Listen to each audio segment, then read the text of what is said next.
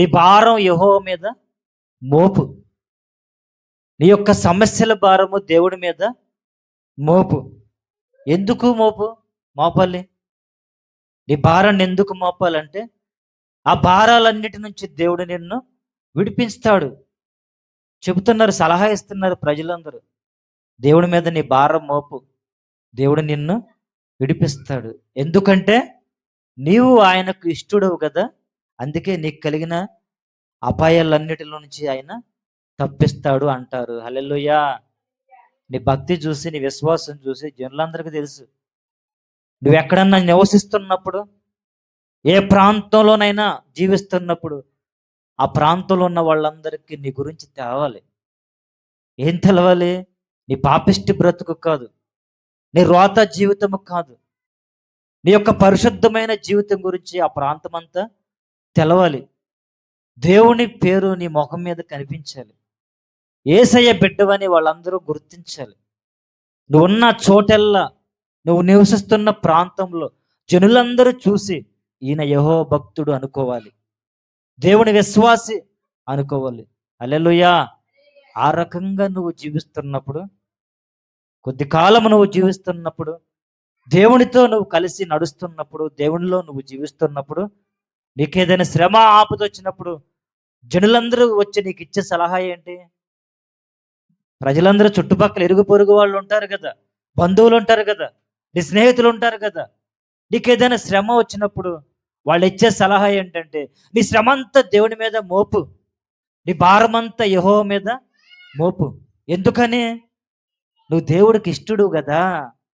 చూస్తున్నారు, నీ భక్తి చూస్తున్నారు, నీ ప్రార్థన జీవితాన్ని చూసిన వాళ్ళందరూ ఏమని సలహా ఇస్తున్నారంటే, అయ్యా ఇంతటి ఘోరమైన శ్రమ వచ్చింది కదా, నువ్వు చక్కగా దేవుడికి ప్రార్థించుకో, దేవుడు ఉన్నాళ్లే. ఎన్ని శ్రమలు వచ్చినా, ఎన్ని బాధలు వచ్చినా నీకు ఇబ్బందే లేదు. ఎందుకంటే నీకు దేవుడు ఉన్నాడు కదా, నీ భారం అంతా ఆయన మీద మోపు. నీకేంటి దిగులు, చింత? నీ భారం అంతా దేవుడి మీద మోపుతావుగా, ఆయన చూసుకుంటాడు కదా. ఆయన జనులందరూ నిన్ను చూసి చెప్పుకుంటారు. నీకు వచ్చిన శ్రమను బట్టి వాళ్ళేమి గాబరా పడి, అయ్యో ఎందుకు వచ్చింది, భలే పని జరిగిందే, ఇక నీ బ్రతుకు ఇలా అయిపోయింది ఏంటి, ఎంత కష్టం వచ్చింది, ఇప్పుడు ఎట్లా నీ పరిస్థితి అని వాళ్ళేమి ఆశ్చర్యపడిపోరు. నిన్ను చూసి ఏమి దిగులు చెందరు, ధైర్యంగా మాట్లాడతారు. ఎందుకని? నీకేంటయ్యా, నీకేం తక్కువ? ఆస్తున్నవాడిని, డబ్బున్నవాడిని, పేరు పలుకుబడి ఉన్నవాడిని ఏమంటారు? ఏదైనా శ్రమ వస్తే, ఆయనకేం కొదువులండి, బోల్ డబ్బు ఉంది, 100 ఎకరాల పొలం ఉంది, పెద్ద ఆసామి, గొప్ప రైతు, పెద్ద ఉద్యోగం ఉంది, వ్యాపారం, లక్షల్లో టర్న్ ఓవర్, కోట్ల టర్న్ ఓవర్, గవర్నమెంట్ ఉద్యోగం, నెలకు 2 లక్షల జీతం వస్తుంది. ఆయనకేముందిలే ఈ కష్టం, ఈజీగా సాల్వ్ చేసుకుంటాడు అని చెప్పుకుంటారు జనులు. ఎందుకని?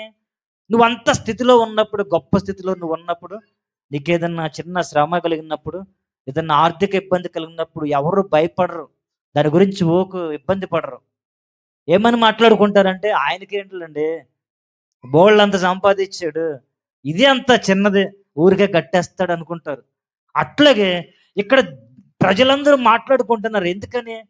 ఆ వ్యక్తికి కలిగిన శ్రమ శోధన చూసి జనులు ఏమని మాట్లాడుకుంటున్నారంటే, ఆయనకేంటండి, ఆయనకి యెహోవా దేవుడు ఉన్నాడు, హల్లెలూయా, ఆయనకి ఎందుకండి బాధ, దేవుడు ఆయనకు తోడుగా ఉన్నాడు, ఎంత శ్రమ వచ్చినా ఆయనకేం కాదు, ఎంత శోధన వచ్చినా ఆయనకి దీనివల్ల ఇబ్బంది ఉండదు. ఎందుకని? ఆయనకి దేవుడు తోడుగా ఉన్నాడండి. ఆ భారం అంతా ఆయన దేవుడి మీద వేసేస్తాడు. మావులోడే ఏంటి, సరైన భక్తి చేస్తున్నాడు, దేవునితో కలిసి నడుస్తాడు, దేవునికి ఆయనకి మంచి సంబంధం ఉంది, పరిశుద్ధుడు. ఇక అలాంటప్పుడు మనం ఆయన గురించి బాధపడాల్సిన అవసరము లేదు. ఎందుకంటే ఆయన భారమంతా దేవుడు తీసేస్తాడు. ఎందుకు తీసేస్తాడు?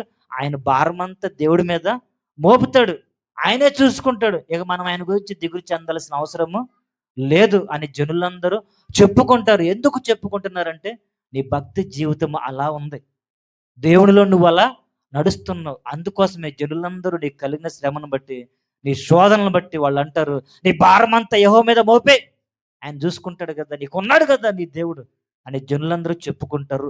ఎందుకు జనులు అలా మాట్లాడుతున్నారంటే, ఎందుకు దేవుడు నిన్ను విడిపిస్తాడని, నీకంటే వాళ్ళకి అధికమైన నమ్మకం కలిగి ఉందంటే, నీవు దేవుడికి ఇష్టడవు గనుక. హల్లెలూయా. నువ్వు దేవుడికి ఇష్టడవు కనుక దేవుడు నిన్ను తప్పిస్తాడు. వాళ్ళకి తెలుసు నువ్వు దేవుని కొరకు ఎలా బ్రతికేవు. అందుకే అంత నమ్మకంతో చెబుతున్నారు, నీ భారం అంతా యెహోవా మీద మోపే. నీకెందుకయ్యా భారం, దిగులు, చింత? దీన్ని బట్టి నువ్వేమి కృంగిపోవాల్సిన అవసరము లేదు అని చక్కగా ఎంత బలమైన సలహాలు ఇస్తున్నారు జనులు. ఎందుకంటే అంత నమ్మకం ఉంది నీ మీద, నీ దేవుడి మీద. ఎందుకంటే నువ్వు దేవుడికి ఇష్టడు కాబట్టి నేను తప్పిస్తాడు. వాళ్ళకు కూడా తెలిసిపోయింది దేవుడికి నువ్వంటే చాలా ఇష్టమని. దీన్ని బట్టి అర్థమవుతుందా నువ్వెంత గనుడవో? ఎవరు మాట్లాడతారు అట్లా? నువ్వు దేవుడికి ఇష్టడు అని జనులు సాక్ష్యం ఇవ్వటం అంటే అంత బలముగా నువ్వు దేవునిలో జీవించావని అర్థం. అందుకే నువ్వు దేవుడికి ఇష్టడు అయితేనే నీ భారం అంతా ఆయన మీద మోపాలి. నువ్వు దేవుడికి ఇష్టడు అయితేనే ఆయన నీ భారం నుంచి తప్పిస్తాడు. ఇష్టం లేకపోతే చేస్తాడా? ఎవరైనా ఏదైనా సహాయం చేయాలంటే ఇష్టం ఉంటేనే చేస్తారు. వాళ్ళకి ఇష్టం లేని పనులన్నీ చేసి వాళ్ళని బాధ పెట్టి మాటలని అవమానించి ఏదైనా సహాయం కోసం వెళితే చేస్తారా? చేయరు. ఎందుకని? నువ్వు వాళ్ళకి ఇష్టమైనడు కాదు కాబట్టి నువ్వెంత బ్రతిమలాడినా నీ కష్టాల్లో సహాయం వాళ్ళు చెయ్యరు. ఎప్పుడైతే నువ్వు ఇష్టడుగా జీవించావో అప్పుడు ఏదడిగినా సహాయం చేస్తారు. ఇక్కడ దేవుడు కూడా అదే మాట్లాడుతున్నాడు. నువ్వు దేవునికి ఇష్టడు కాబట్టి నీ భారం అంతా ఆయన మీద మోపితే ఆయన ఆ భారాలన్నిటి నుంచి దేవుడు, ఆ శ్రమలన్నిటి నుంచి దేవుడు విడిపిస్తాడు. హల్లెలూయా. లాజరు అంటే యేసుక్రీస్తు ప్రభుకి చాలా ఇష్టం. చెప్పాడా? నిజంగా దేవుడు తన నోటితో తానే ఆయనంటే నాకు చాలా ఇష్టం అని చెప్పిన వ్యక్తి లాజరే. బైబిల్ గ్రంథంలో లాజరు గురించి చాలా బలమైన మాట రాసి ఉంది. ఎందుకంటే లాజర్ని దేవుడు ఇష్టపడుతున్నాడంట, లాజర్ని దేవుడు ప్రేమిస్తున్నాడంట. ఎంత భాగ్యమో చూడండి. దేవుడు నిన్ను ప్రేమిస్తున్నాడు. నువ్వు చెప్పగలవా? నువ్వు చెబుతావులే, నేనంటే దేవుడికి చాలా ఇష్టం, నన్ను దేవుడు బాగా ప్రేమిస్తాడు. నువ్వు చెప్పటం కాదు, దేవుడు నీతో చెప్పాలి, యేసయ్య నీతో చెప్పాలి, నువ్వంటే నాకు చాలా ఇష్టమని. ఈరోజు ఒక్కసారి పరీక్షించుకొని హృదయాన్ని, నీ యొక్క స్థితిని, ఈరోజు నువ్వు ఎలా ఉన్నావో, నీ స్థితి ఏ దశలో ఉందో, దేవుడు నిన్ను ఇష్టపడుతున్నాడా? దేవుడు నిన్ను ప్రేమిస్తున్నాడా? దేవుడు ఈ మాట మాట్లాడుతున్నాడా? నువ్వంటే నాకు చాలా ఇష్టమని. లేదు. ఎందుకని? ఎక్కడో తప్పిపోయి ఉన్నావు. అందుకే దేవుడు నిన్ను ప్రేమించట్లా. కానీ లాజర్ని దేవుడు ప్రేమించాడు. ఆయనంటే దేవుడికి చాలా ఇష్టం. అందుకే మరణించి 3-4 రోజులు అయిపోయిన తర్వాత కూడా, కుళ్ళిపోయే స్థితికి వెళ్ళినా కూడా లాజర్కి కుళ్ళు పట్టనివ్వలేదు దేవుడు. లాజర్ని సమాధిలో దేవుడు విడిచిపెట్టల. ఆయన చాలా దూరం నుంచి ప్రయాసపడి కన్నీరు కారుస్తూ వచ్చి సమాధి ద్వారం దగ్గరకు వచ్చి, లాజరు బయటకు రా అంటే లాజరు బయటకు వచ్చాడు. హల్లెలూయా. ప్రేత వస్త్రములతో బయటికి వచ్చాడు. అసలు లాజరు చనిపోయాడు కదా, శరీరం కుళ్ళిపోవాలి కదా, ఆయన జీవితం అంతటితో ముగించబడాలి కదా. ఎందుకు మరలా బ్రతికాడంటే దేవుడంటే, దేవుడికి లాజర్ అంటే ఇష్టం కాబట్టి. అందుకే లాజర్ని దేవుడు బ్రతికించాడు. ఇక్కడ జనులందరూ చెప్పుకుంటారంట, దేవుడికి నువ్వు ఇష్టడు కాబట్టి నీ భారం అంతా ఆయన మీద మోపు అని. ఇట్లా నీ ప్రజలు, నీ చుట్టుపక్కల ఉన్న వాళ్ళందరూ నిన్ను అనేలాగా నీ యొక్క విశ్వాస జీవితం ఉందా అంటున్నారా? నీ చుట్టూ ఉన్న వాళ్ళందరూ గమనిస్తున్నారా? దేవుడికి నువ్వు ఇష్టడు అని గమనిస్తున్నారా? నీకేదైనా భారం వస్తే దేవుడు ఉన్నాడు కదా, ఆయన చూసుకుంటాడని చెప్పి నీకు ధైర్యం చెబుతున్నారా? నీ విశ్వాసాన్ని బట్టి చెబుతున్నారా? చెప్పట్లా. ఎందుకని? కుళ్ళుబోతులు ఎక్కువ వచ్చేసారండి. రోషంగా భక్తి చేస్తే పక్కనోడికి గిట్టట్లా. ఆడి విశ్వాసే, ప్రార్థనకి వెళ్ళేవాడే, ఆడి మోకాళ్ళు వేసి కన్నీరు గచ్చి బలంగా ప్రార్థన చేస్తే వీడు మోకాళ్ళు వేసి ప్రార్థన చేయడు, 2-3 వారాలకు ఒకసారి వస్తాడు. వీడికేమవుతుంది? కోపం వస్తుంది. ఆయన్ని బట్టి అతిశయించట్లా. నువ్వు గొప్పోడివి, భలేగా ప్రార్థన చేస్తావు, నువ్వు రోషంగా బ్రతుకుతున్నావు, నువ్వు మంచోడు అని పొగిడి గణపరిచి సాక్ష్యం చెప్పట్లా. కుళ్ళుబోతులు. ఈరోజు విశ్వాసులు అంటే కుళ్ళుబోత్తనం ఎక్కువ అయిపోయింది. అయిపోయిందా? కుళ్ళుబోత్తనం ఎక్కువ అయిపోయిందండి. చాలా సంఘాల్లో ఈ కుళ్ళుబోతులు ఎక్కువ తయారైపోతున్నారు. అందుకే అయ్యగారులు నలిగిపోతున్నారు. ఎవరైనా కొంచెం దేవునికి ఇష్టడుగా జీవించి ఏదైనా దేవుని మార్గంలో నడిచి అన్నిటిలో సహకారులుగా ఉన్న వాళ్ళని కొంచెం అయ్యగారేమన్నా కొంచెం పొగిడి కొంచెం గనపరిచి, మంచిదిరా నాన్న, బిడ్డా బాగున్నావు, చక్కగా చేస్తున్నావంటే మిగతా వాళ్ళందరికీ కుళ్ళు.